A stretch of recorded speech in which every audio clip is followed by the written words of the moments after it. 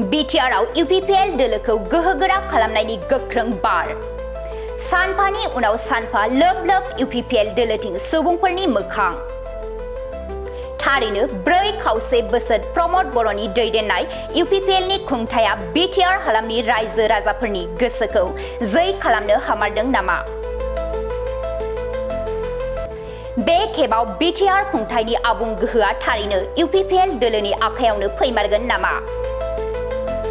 गुबुन गुबुन राजखान्थियारि दोलोनिफ्राय बर'फोरजों लोगोसे गुबुन गुबुन हारि माहारिफोरनि हेफाजाबगिरिफोरा फैबाय थानाय बिटिसि बिसायख'थियाव इउपिपिएल दोलोखौ हेफाजाब होनो ओंखारबोनायखौ बिटिसिनि दर 40 बियाबाव थाद'नाय गैयै नुनो मोन्दों। थिग बिब्दिनो दिनैबो मथनगुरि बिटिसि बियाबनिफ्राय सा 46 लाइमोनफोरा इउपिपिएल दोलोआव आखाइ हमफैयो।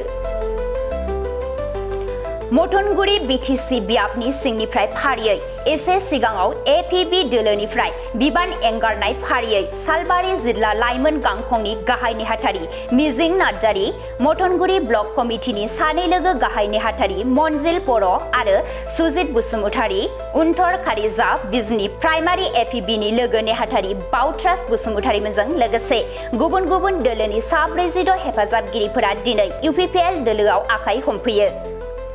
क'क्राझाराव थानाय बिटिआरनि गाहाय खुंगिरि प्रमोद बर'नि थाखुलियाव बिटिआरनि गाहाय खुंगिरि प्रमोद बर', मावफुं सोद्रोमा रनजित बसुमतारी, मिरु इउपिपिएलनि नेहाथारि फैला जे बरगयारिमोननि नुजाथिनायाव दिनै इउपिपिएल दोलोखौ गोहोगोरा खालामनो सा 46 लाइमोनफोरा आखाइ हमफैयो।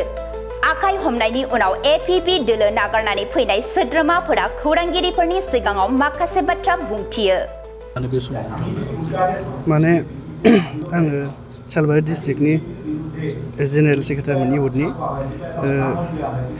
इपिबिआव सिगाङाव दंमोन, ओमफ्राय दा रिजाइन होबाय आरो बेनिफ्राय मानि थाखाय रिजाइन होबाय? माने जोङो इपिबिआव थानानै गोबां माने किसुमान खामानिखौ मोजां मोनाखै। माने आथिखालनि इउपिपिएल दैदेननाय प्रमोद बर' दैदेननाय सरकारखौ मानि थाखाय मोजां मोननानै फैखो नोंथांमोना? माने जोंहा प्रमोद सारा जिबायदि खामानि मावबोदों बेखौ जों मोजां मोनदों। दाखालि बावैसो माने एनआइए केस नांनानै थानाय जोंनि एक्स एनडिपि माखाखौ प्रमोद बर' दैदेननायाव दिहुननाय जादों। बेनि थाखाय आरो किसुमान खामानिफोरखौ जोंनिखिजाय बुहुद मावदों। बेनि थाखाय मोजां मोननानै जों माने इयुनाव बेफोरबायदि मावलांबाय थागोन, माने जोंबो आवगायलांबाय थानो हायो, बेनि थाखाय मोजां मोनना फैदों आरो बबे समस्थिनिफ्राय फैदों? आङो मथंगुरि समस्थिनिफ्राय फैदों आरो। साबैसेसो फैदों? जोंथ' मथंगुरि आरो सालबारि डिस्ट्रिक्टनिफ्राय गासै 62 जना नुजाथिफैनो हादों आरो। औ, फैबावनो लागा दङ, कन्टेक्ट जाबाय दङ। बिथांमोनाबो नै साननैसोनि गेजेराव फैगोन आरो। कन्टेक्टआव दङ बिथांमोनाबो। मथंगुरि हिसाबै नोंथांमोना लाइमोन हिसाबै माबायदि पार्टिखौ दैदेनलांनो बा खामानि मावलांनो थाखाय साखाफारा जादों? जोंथ' दा गासिबो लाइमोनफोरा खौसेयैनो दङ, खौसेयैनो खामानि मावलांनो नाजादों आरो। इउपिपिएलआ देरहागोन ना? इउपिपिएलआ 100% देरहागोन जोंनियाव एबार। गासिबो लाइमोनफोरा ज' ज' ओंखारबोदों, बेनि थाखाय 100%। नोंथाङा गिबियाव बबे पार्टियाव दङ? खुलुमबाय, आंनि मुङा श्री मनजिल बर'। आं 20 नं मथंगुरि समस्ति एपिबि ब्लक कमिटिनि एसिस्टेन्ट अर्गानाइजिं सेक्रेटारिमोन, बिदिनो लोगोसे जेनेरेल सेक्रेटारिबो दं। दिनै जोङो एपिबिनि बिबानखौ नागारना फैनानै इउपिपिएलआव जयेन जाफैनाय जाबाय। मा जाहोननि थाखाय नोंथांमोना एपिबि पार्टिखौ नागारनानै जे इउपिपिएलआव जयेन जाफैदों? एपिबि दोलोखौ नागारनायनि थांखियानो जाहैबाय मा, जिहेथु जों दा एपिबिआव हाबनायनि उनाव, एपिबिआव थानायनि उनाव नुनो मोनबोबाय जे एपिबिनि सिंनि किसुमान खोथाफोरखौ जों हमदांनो मोनबाय। थारमाने एपिबिआथ' गाव हारसिं इलेक्सन गेलेनानै देरहानो हानाय खेमथा गैखाया।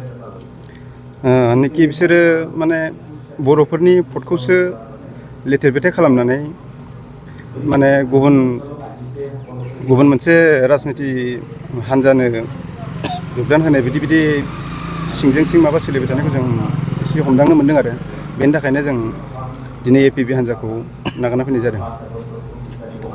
एपिबि हान्जाया बारा गोबाव जायाखै जोनोम जानाया बेनि सिगां नोंथांमोना बबे पार्टिजों लोब्बा दङ?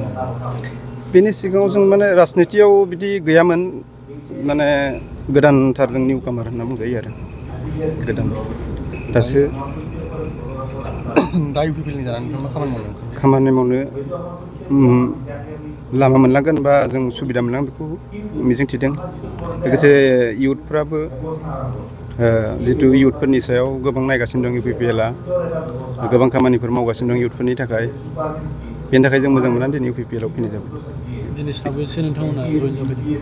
जोङो ओजों मथंगुरि आरो सालबारि मथंगुरि ब्लक आरो सालबारि डिस्ट्रिक्टनिफ्राय 30 जन मानसि फैदों आरो गुबुन गुबुन पार्टिनिबो दङ बिजेपिनिफ्रायबो फैदों आरो इयुथ्सफोर दङ गासै जोङो 62 जन